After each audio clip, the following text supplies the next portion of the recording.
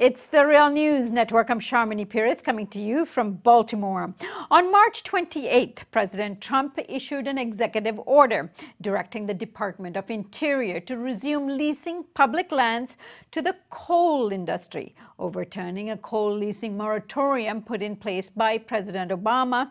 One day later, the Department of Interior followed through on President Trump's directive. The coal leasing program determines how 570 million publicly owned acres are leased to coal companies for exploration and mining. It has not been significantly updated since 1979.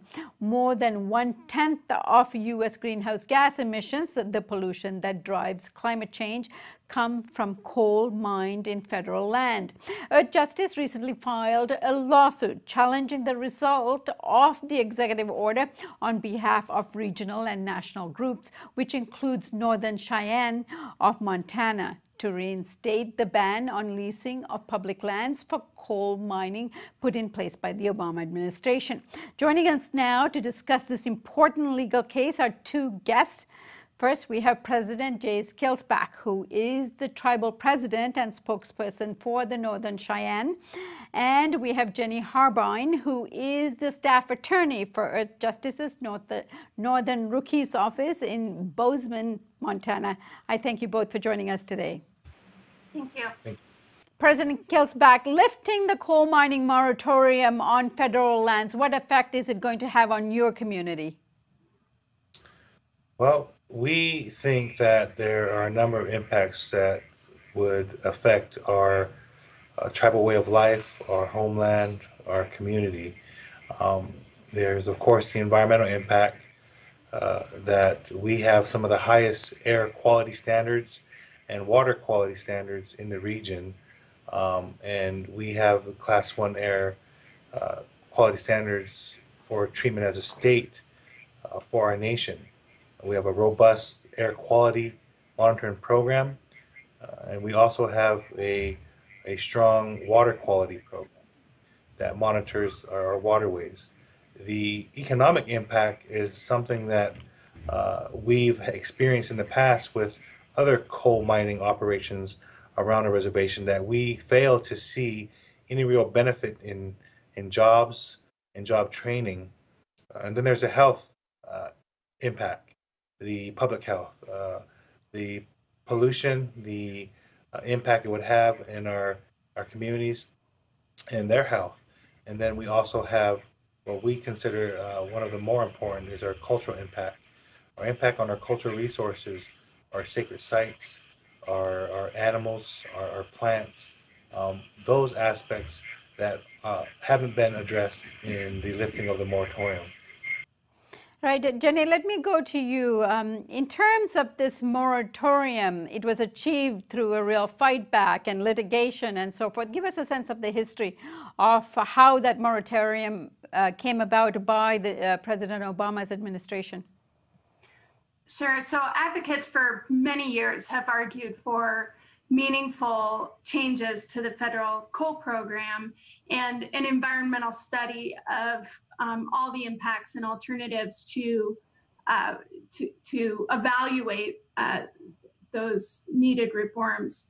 And the coal moratorium and the programmatic environmental impact statement process that was initiated by the Obama administration was a long time in coming. But I think, the Obama administration finally understood two key facts. The first, I think it just became too hard to ignore the overwhelming body of science that demonstrates that it's impossible to continue leasing our federal lands for coal mining and the burning of that coal while making good on our international commitments and really the imperative we have to reduce our greenhouse gas emissions to address climate change. And the second reality that I think led to this development is the growing recognition that we don't need to mine and burn more coal to fuel our nation's energy needs. Renewable sources of energy are cheaper than ever. They're growing market share by leaps and bounds. And I think the Obama administration finally realized that we don't need to take on all of the really devastating impacts of mining and burning coal when there are better alternatives. Right. And President Kelsback, let me come back to you. Give us a greater sense of what some of the health, community health issues or the impact this kind of mining has on your specific community that you mentioned earlier. So I think the most, I guess, relevant scenario that we've all experienced with Indian tribes fighting for the environment was what was going on in Standing Rock. That was essentially protecting the water, while we're over here in our region wanting to protect the air and the air quality. And those environmental health impacts would affect our community in a way that we're monitoring now with our air monitoring program. We're looking at the levels of dust in the air. We're looking at the pollution. We're looking at all the impacts that a strip mine or a leasing program, coal leasing program would have around our reservation. And Jenny, I'll come back to you about the most recently filed court case. But President Kelsback, can you elaborate a little bit on this? Ryan Zinke, the Interior Secretary, has said that lifting the ban is a boon for the Crow people, and that a war on coal is a war on Crow people. Who are the Crow people? I understand it is an adjacent tribe to you. But what did he mean by that statement? And are the two groups in conflict over this ban? So media and even the government tend to marginalize tribes and get us to essentially fight amongst ourselves. It's a divide and conquer tactic that we've dealt with for centuries. And right now, we have a strong cultural worldview that tells us to keep our land pristine, our air and water clean, and that's the way the Creator made the Cheyenne. So our worldview, our ceremonies, our language connect us to the land as stewards of the land. And it may be a different worldview that the Crow Nation has in regards to how they choose to develop their resource. We have no issue with that. If the Crow choose to develop coal, which they have been even under Obama administration, they can continue that. We're concerned about our land, our homeland, our environment, and our cultural view on that. We don't want to be pitted against each other because we're not against Indian tribes developing their natural resources on their own lands. We strongly believe that the moratorium allowed for a reevaluation and a review of the current standards on how that program is carried out. There are specific acts, the NEPA, National Environmental Protection Act, and the National Historic Preservation Act, that come into play for tribes in protecting cultural resources, sacred sites, areas of significant value, cultural value. And we think that this process would even benefit the Crow tribe who choose, again, co-development. We're not at conflict. We have, of course, different worldview. That's why we're different tribes. There's over 565 nations in the United States, and they all have different origin stories, different languages, and different views. And ours happens to be one with the land. It's a very strong bond we have, and it's through not only our creation story, but our practices, our life ways. So that is why we have chosen not to develop our resource. That's why we keep it in the ground. And we've done this for decades. Legally, we've done it, and as a tribal government, we've done it. Now, President Kelsback, the Northern Cheyenne people sent a letter to Ryan Zinke. Tell us about the letter, what's contained in it, and what are you challenging him on? The letter wasn't a challenge. The letter was a request for consultation.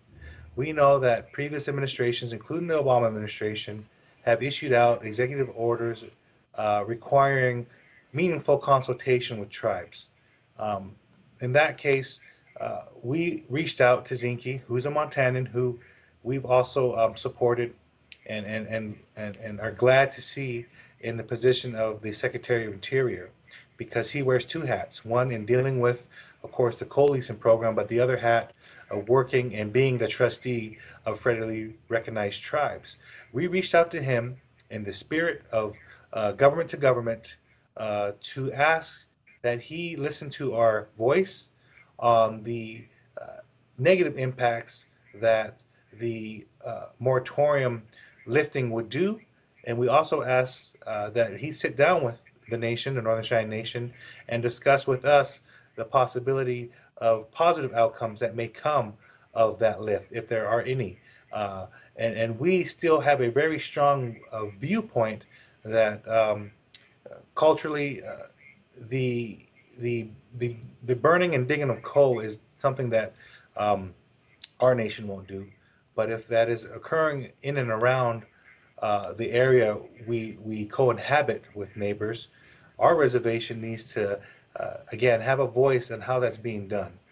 There's issues of job equity, job training, economic benefits that we've never seen from coal development around our reservation. But on the stronger note, again, we understand, just like was mentioned from Earth Justice, the science behind this, that this is an outdated industry, and that we've for decades have essentially opposed development on our reservation and have asked for partnerships or at least consultations with neighboring communities who have co-development as their economy and as a source of energy. Now, Jenny, I understand that Earth Justice has not filed another case, this time against the Trump administration to reimpose the moratorium. Give us a sense of those kinds of legal battles that are underway and how you intend to go about them.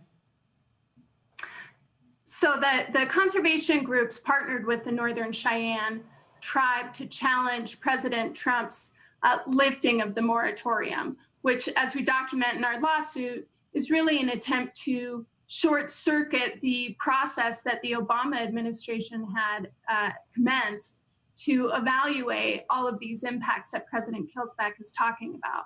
Now, Trump's decision, as we document, if it flies in the face of climate science, it flies in the face of really the economic realities, and it contradicts a body of evidence about really the unacceptable and very significant impacts that the mining and burning of coal have on our air quality, on our water quality, and on American communities.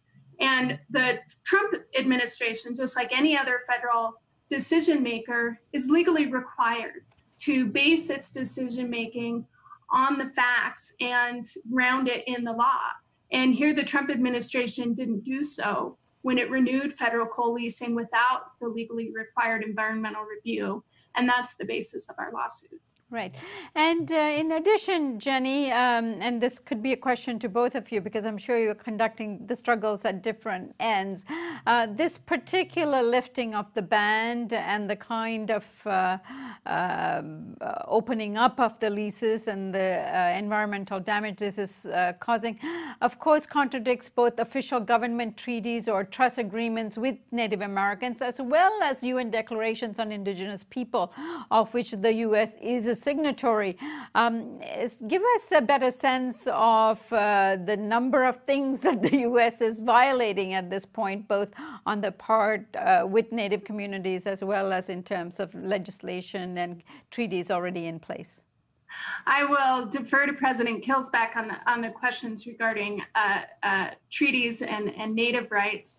What we're really looking at in this lawsuit is the violation of just fundamental principles and requirements for rational decision making and considered review of decisions that the federal government undertakes that affect us all. And that type of decision is the same type of decision that other law organizations have been hauling Trump into court for over the last several months. This decision just like many others that we've seen, is one that really can't be justified on the basis of the information that the Trump administration had before it. And final word to you, President Kelsback. Give us a sense of the kind of violations that President Trump is already engaged in when it comes to treaty agreements and violations of declarations in place. So our ancestors essentially fought and died for the land that we now call home. And by not allowing us consultation, we're not affirming our rights to be heard with the due process that is required with statutes under NEPA, the National Historic Preservation, Clean Air, Clean Water Acts, and then our own standards, our air quality and our water quality. But on a more indigenous perspective, without consultation, the U.S. essentially has no oversight of these projects, and we are feeling that burden as first Montanans here. We are feeling the negative impacts that would occur when the coal program kicks back up and there's no longer the moratorium that would essentially put a checks and balances for that system.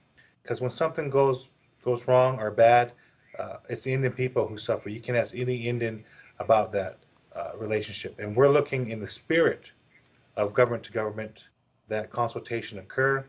And because that hasn't occurred, we filed that lawsuit because that's where we stand as a nation within the United States asking for that.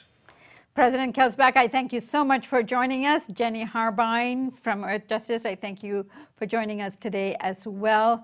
I want you to be able to use the Real News as a horn to publicize some of the issues and struggles you guys are working on. And please, I welcome you both back on the Real News whenever you need it as a venue to broadcast the work you're doing. Thank you so much. Thank you. Thank you. And thank you for joining us here on the Real News Network.